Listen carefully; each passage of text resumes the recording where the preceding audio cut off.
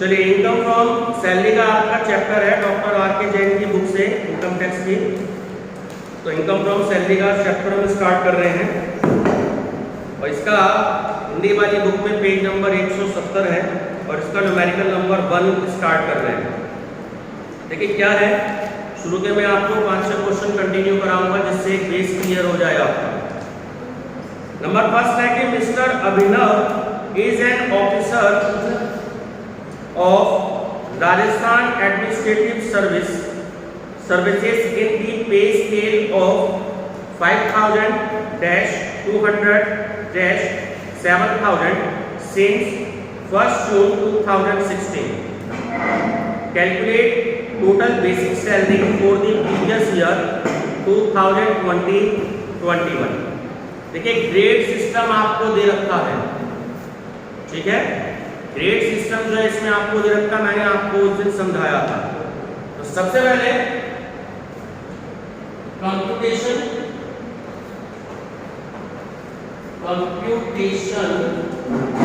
Of basic salary for previous year, ठीक। हमसे उसने क्वेश्चन में कहा है कि प्रीवियस ईयर, और प्रीवियस ईयर कौन सा है, 2020 और 21। ये बात आपको यहाँ बार-बार बताने की जरूरत नहीं है क्योंकि जब हमारा असेसमेंट ईयर 2021 और 22 चल रहा है तो हमारा प्रीवियस ईयर 2020 और 21 होगा। इस बात का आपको ध्यान रखना है। अब इसने ग्रेड वाली आपसे बात करी है कि आपको एक तो ग्रेड पे अंडरलाइन कर लीजिएगा और एक आप जो है डेट पे अंडरलाइन कर लीजिएगा। उसको जो अमाउंट मिला वो अमाउंट जो स्पेस के मिल रहा है, मैंने आपको इस दिन भी बताया था, 5000 में हम 200 रुपए इंक्रीज करेंगे, ठीक है। कितना अमाउंट हो गया, 5200। उसके बाद फिर 200 रुपए इंक्रीज करेंगे, 5400। फिर 200 रुपए इंक्रीज करेंगे, 5600, 5800। ये बात क्लियर होगी। लास्ट जो उसका अमाउंट है 7000, तो 7000 से ज्यादा उसकी सैलरी नहीं होगी। अब कब से ले रहे हैं, तो देखिए डेट है सिंस 1st जून 2016। ये बात क्लियर है। अब देखिए आपको ध्यान देना है, तो सैलरी फ्रॉम, अब क्योंकि मैं आपको चीज बता दूं, ये गवर्नमेंट एम्प्लॉय है, ठीक है। गवर्नमेंट एम्प्लॉय है, लिखा है क्वेश्चन में राजस्थान एडमिनिस्ट्रेटिव सर्विसेज। तो हम और क्वेश्चन को क्या मान के चलते हैं कि 1 अप्रैल से लेकर के 31 मार्च तक। लेकिन देखिए नीचे नोट में भी आपको दे रखा है, तो वो क्योंकि गवर्नमेंट एम्प्लॉय है तो हम इस क्वेश्चन में मान के चल रहे हैं 1 फरवरी से लेकर के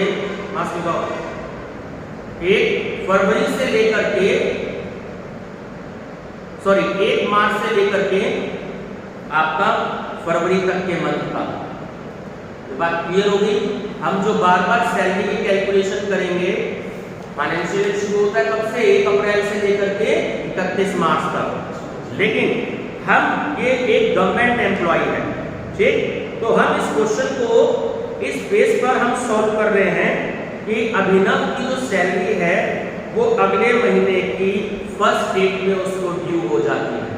यानी कि जून की सैलरी कब मिली, 1 जुलाई में। जुलाई की सैलरी कब मिली, 1 अगस्त में। अगस्त की सैलरी मिली 1 सितंबर में। ये बात क्लियर हो गई। अब जब आप क्वेश्चन को सॉल्व करेंगे तो सैलरी फ्रॉम 1 मार्च 2022 कब तक लेंगे, क्योंकि उसने सिंस 2016 क्वेश्चन में दिया है, तो हम कब तक लेंगे, 31 मई तक की। 31 मई तक की।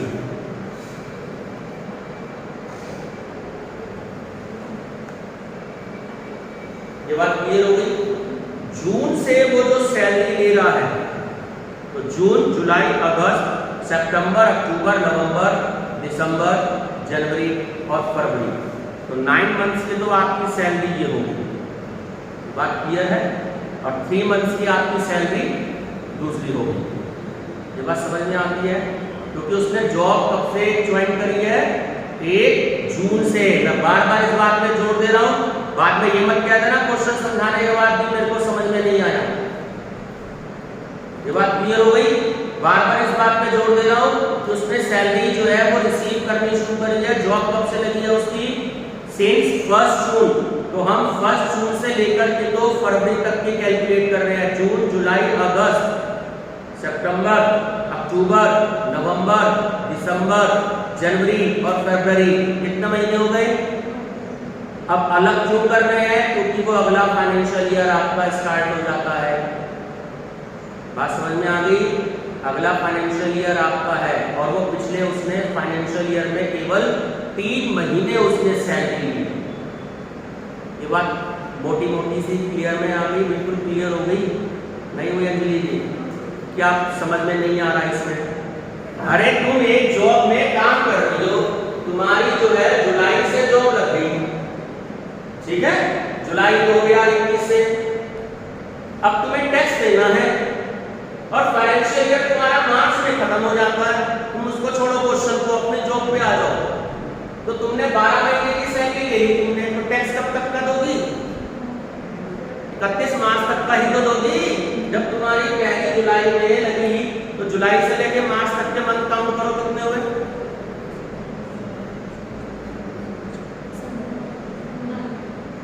9 मंथ्स हो गए। तो यहाँ तक तो यार तुमने बड़ी भी सैलरी ले ली, जो तुम्हारा इंक्रीमेंट हो गया।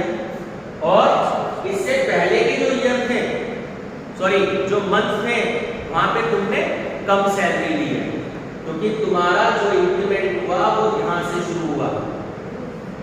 बात समझ में आ गई। तो टैक्स तो तुम 12 महीने का दोगी। तो तुमने जून तक की जो थी वो तो तुम्हें सैलरी मिली कम, लेकिन फिर तुम्हारा पे स्केल बढ़ गया 200 रुपए के हिसाब से। तो तुमने बड़े के हिसाब से सैलरी तो तुम्हें पूरे 12 महीने की देनी है। तो मैं ये समझाने की कोशिश करता हूँ कि यहाँ पर मैं मार्च इसलिए नहीं कह रहा क्योंकि ये राजस्थान का ऑफिसर है, सरकारी ऑफिसर है। सरकारी ऑफिसर को हम कैलकुलेशन 1 मार्च से लेकर के 28 फरवरी तक की हम मान करके चल रहे हैं। ये बात क्लियर हो गई। तो अब आपको जो सैलरी मिली, इस तरह ध्यान से देखो, तो जो सैलरी मिली आपकी 9 मंथ्स तो आपके यहाँ पे बैठ गई। सैलरी फ्रॉम 1 जून 2021 टू फरवरी 21।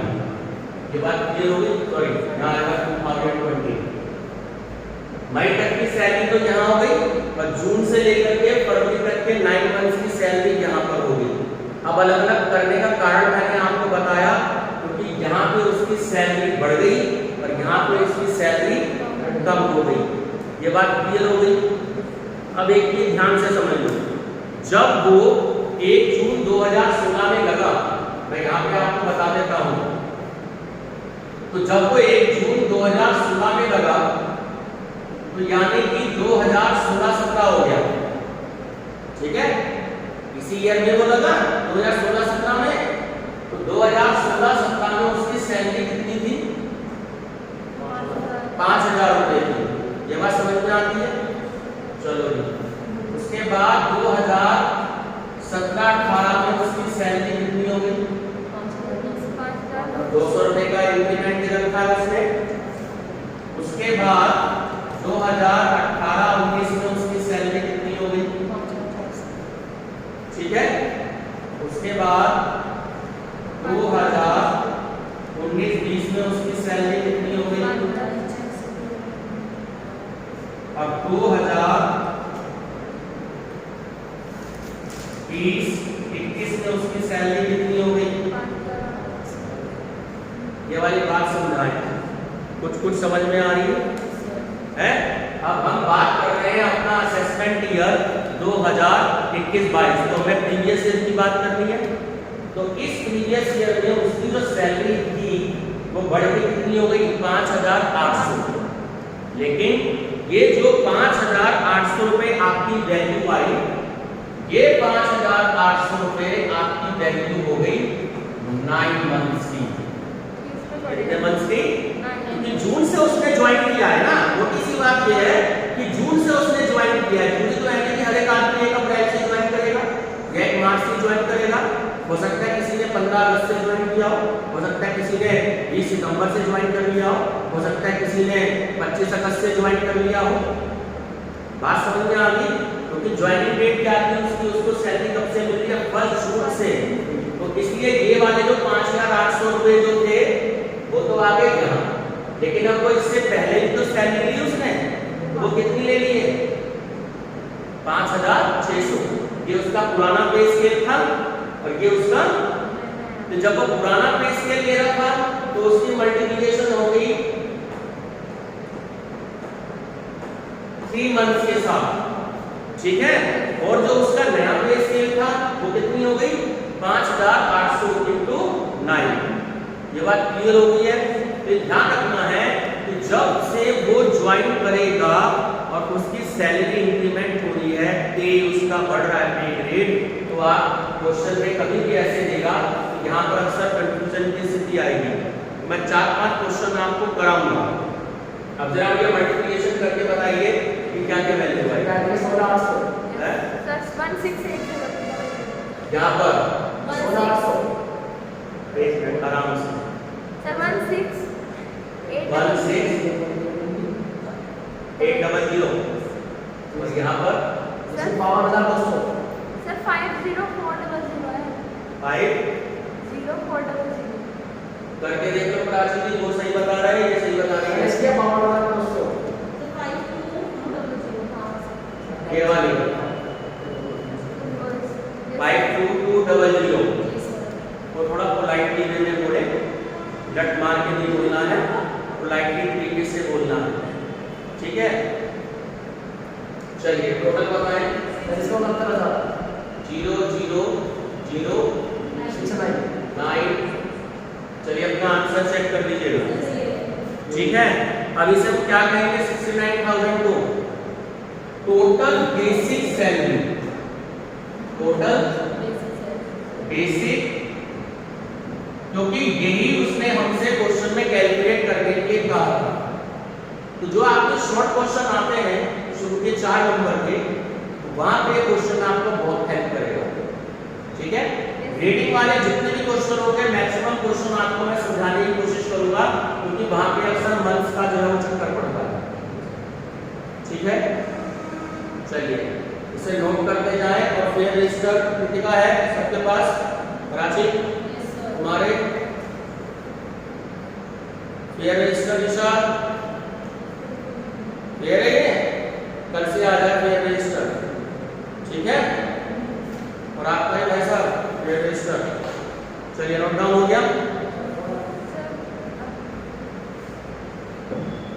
थोड़ा सा इसको स्पीडली नोट करेंगे क्योंकि बहुत सारी चीजें जो है वो नेट में खर्च हो जाती है, ठीक है। आधे घंटे की वीडियो जो होती है वो 4 GB उड़ा ले जाती है, तो इसलिए मेरे को घर पे जाकर इसको वाईफाई से अपलोड करनी होगी, तो इसलिए थोड़ा सा हैंडराइटिंग स्पीड अपने फास्ट रखते हैं, कोई सजा कर रखने की जरूरत नहीं है इसे। ये भी आप अपना वर्किंग नोट्स नोट कर लें, इससे आपको ये क्लियर हो जाएगा कि ये 5,800 और 5,600 कैसे आएगा, ठीक है ना। चलिए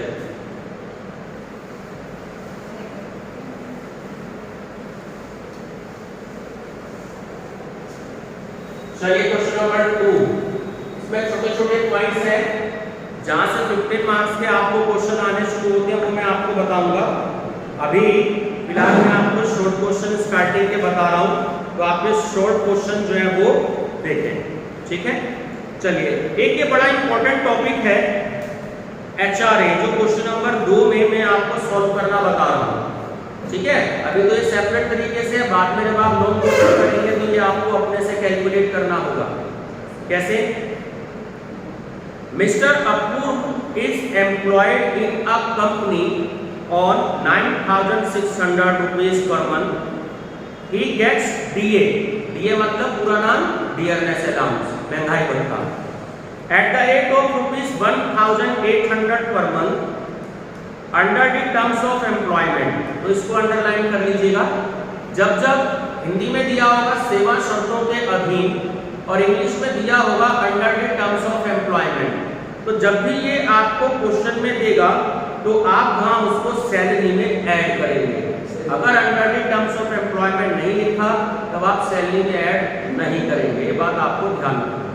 दूसरा, and commission at the rate of 5% of total sales affected by him which amount to rupees 1,50,000। ठीक है, कमीशन भी सैलरी में ऐड होता है, मैंने आपको 2 दिन पहले बताया। अब है during the previous year he is paid HRA, पूरा नाम होता है house rent allowance, of rupees 1,500 per month, whereas he pays rent at the rate of rupees 2,200 per month. Calculate tax free and taxable house rent allowance. ठीक है, 4 number का question है, exam में आता है शॉर्ट में भी, और ये आप लॉन्ग क्वेश्चन में अपने आप से कैलकुलेट करेंगे। अब इसको समझ लीजिएगा कि इसमें क्या जो है आपकी डिडक्शंस होगी। तो कंप्यूटेशन ऑफ, सबसे पहले ध्यान रखना, हेडिंग जरूर आप मेंशन करेंगे कि आप कैलकुलेट क्या कर रहे हैं। कंप्यूटेशन ऑफ, पहला क्वेश्चन है, पूरा नाम लिखना हूं, हाउस रेंट अलाउंस, कैसे आप कैलकुलेट करेंगे इसको समझ लीजिएगा। एक लाइन आपको बता रहा हूं, tax free HRA shall be least of the following, tax free HRA shall be least of the following, ये आपको लाइन लिखनी है। ठीक है, tax free HRA shall be least of the following, इसका मतलब होता है लीस्ट होता है सबसे कम। ठीक है, जो अमाउंट सबसे कम होगा वो आपका टैक्स फ्री होगा। ये बात समझ में आ गई। अब हम अमाउंट की कैलकुलेशन करेंगे। तो जो 3 पॉइंट आपको बात बता रहा हूँ डिडक्शन के अकॉर्डिंग, तो इसको इसी सीक्वेंस में रखना है, सीक्वेंस चेंज नहीं करना। ठीक है, फर्स्ट स्टेप होता है हमारा एक्चुअल HRA रिसीव, कि आपने एक्चुअल HRA कितना रिसीव किया। अब जरा ध्यान से देखो, क्वेश्चन में आपको 4th लाइन में दे रखा है कि he is paid HRA of rupees 1,500 per month. भैया तो अब 1,500 पर मंथ आपको दे रहे हैं, 12 से आपने मल्टीप्लिकेशन करी तो 18,000 पे आपकी ईयर की वैल्यू आ गई। यहां तक क्लियर है? ठीक है, अब देखिए ध्यान से, second point, excess of rent paid over 10% of salary. 2 line बता देता हूं, जो मर्जी हो वो लिख लीजिएगा। Excess of rent paid over 10% of salary. Excess का मतलब होता है ज्यादा, अधिक। या तो ये लाइन लिख लीजिएगा, ठीक है, या मैं सिंपल दूसरी बच्चों को लाइन लिखवाता हूं, सीधा ये भी लिख सकते हैं, rent paid minus 10% of salary. आपकी मर्जी है, कोई सी भी लाइन लिख लीजिए। Excess of rent paid over 10% salary, या लिख लीजिएगा rent paid minus 10% of salary. अब हमें ये देखना है कि क्वेश्चन में कितना रेंट पेड किया अप्रूव वाले। देखिए ध्यान से, 4th लाइन में है, whereas he pays rent at the rate of rupees 2,200 per month. चलो 12 से मल्टीप्लिकेशन करके बताइएगा। 2200 into 12, हाँ जी क्या वैल्यू है? 26400, ठीक है। -10% ऑफ सैलरी। अब सैलरी जो है प्राची जी हमें नहीं पता, ठीक है, तो सैलरी हम अभी कैलकुलेट करेंगे। तो मैं आपको ये बता रहा हूँ 3-4 लाइन छोड़ के अब हम सैलरी कैलकुलेट करते हैं। बस यही में बच्चे गलती कर देते हैं, ठीक है। चलिए ध्यान दीजिएगा, 9600 पर मंथ है, जरा मेरे को 12 से मल्टीप्लिकेशन करके बताइए कि क्या वैल्यू आई। 9600 पहली लाइन में सैलरी है, बोलो। 1152, तो एक ईयर की वैल्यू हो गई इसकी। अब डीए की भी बात कर रहे हैं, देखो डीए कितना क्वेश्चन में गिवन है, 1800 रुपए। 12 से मल्टीप्लिकेशन करो, 21,600। चलो 21,600, यहाँ तक क्लियर हो गया। अब उसने 5% कमीशन भी दिया है, तो 1,50,000 का 5% हो गया 7,500। 15 + 75, ये बात क्लियर हो गई। अब एक बार टोटल कर दीजिए, 144,300। बोलो फिर से। 144,300, ये वाली बात क्लियर होगी। अगर सैलरी सही तो एचआर ठीक हो जाएगा, सैलरी गलत तो एचआर ने गलत नहीं होगा, ये बात क्लियर हो गई। अब इसका 10% जरा ध्यान से देखो, 14430, ये इसका 10% आ गया, जितनी सैलरी थी उसका 10%, ये बात क्लियर हो गई। चलो जरा माइनस करके बताइए क्या अमाउंट आया। 11,970, ठीक है। अब जरा ध्यान से देखो, 2/5 और 3/5 क्या है, या 40% या 2/5 और 3/5, ये तीसरा रूल है आपका, ठीक है। अब क्वेश्चन में ध्यान से देखो कि कहीं क्या क्वेश्चन में दिल्ली, कोलकाता, चेन्नई और मुंबई ये कहीं क्वेश्चन में मेंशन है?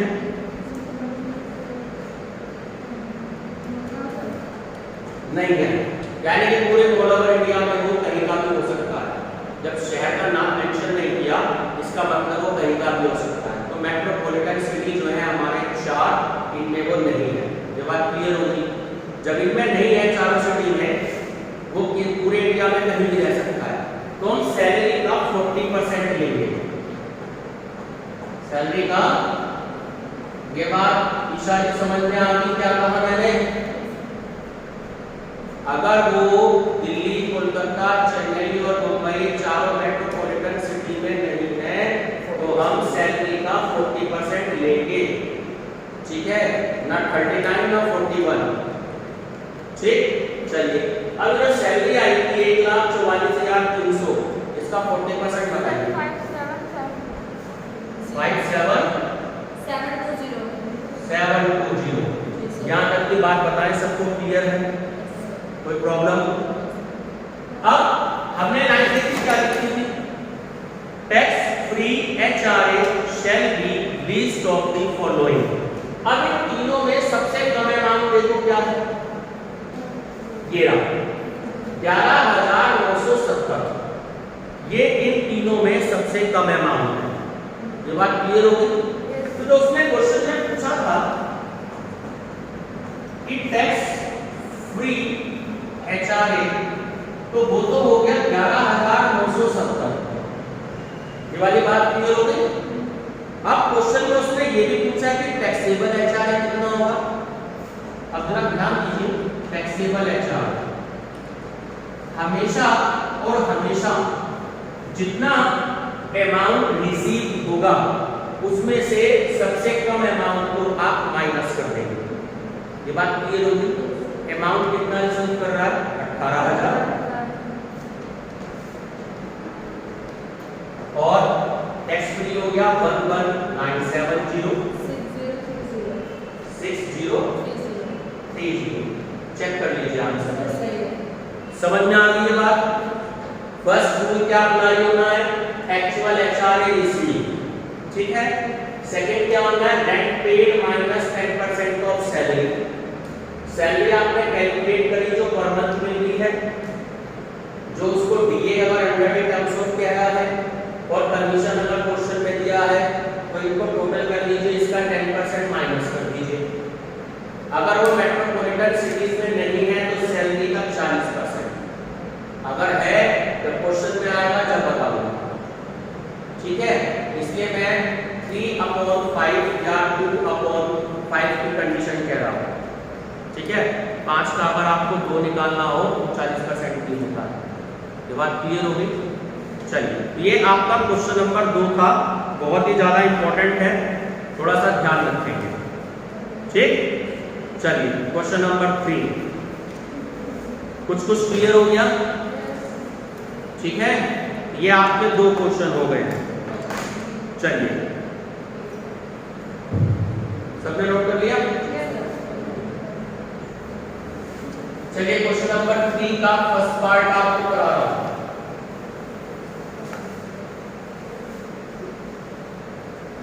पढ़िए 3 का फर्स्ट पार्ट, यानी कि ए पार्ट जो इन्होंने दे रखा है।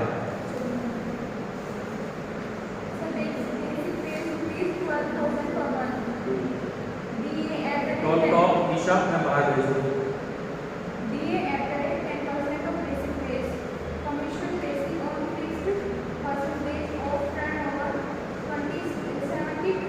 एक तो इसको अंडरलाइन कर लीजिए अपनी बुक में, commission based on fix percentage of turnover. Turnover को हम सेल ही बोलते हैं, ध्यान रखना, जो हमारी सेल्स होती है या तो सेल्स कह दे या टर्नओवर कह दे। अब ये 72,000 रुपये इन्होंने फिक्स कह दिया है, ये बात ध्यान रखना, ये 72,000 रुपये हमारे सैलरी में ऐड हो गए। आगे बढ़िए।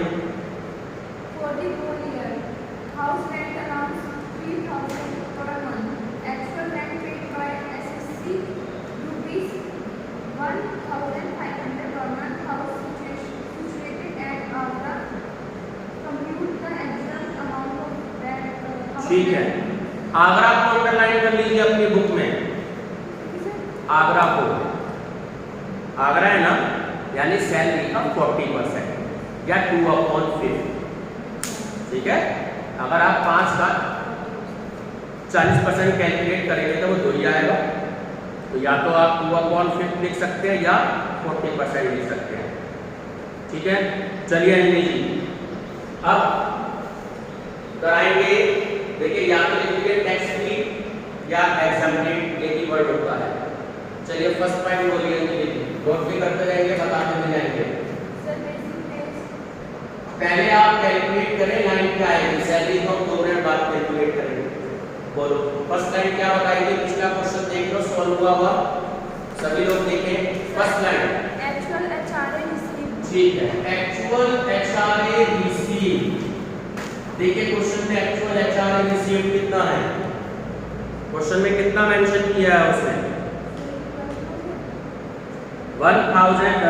3,000 बोला है ना, तो house rent allowance 3,000 per month. ये बात क्लियर हो गई, तो कितना अमाउंट आ गया? 36,000 रुपए। तो 3,000 into 12, तो अमाउंट आ गया आपका 36,000। यहाँ तक तो क्लियर हो गया। सेकंड पॉइंट बोलिए क्या था? Rent paid minus 10% of salary, ठीक है। बोलो कितना रेंट पेड किया उसने? क्वेश्चन में गिवन है actual rent paid by the assessee 1,500 per month. आप 1,500 पर मंथ को मल्टीप्लाई करोगे 12 से तो आपकी 18,000 की वैल्यू आ गई।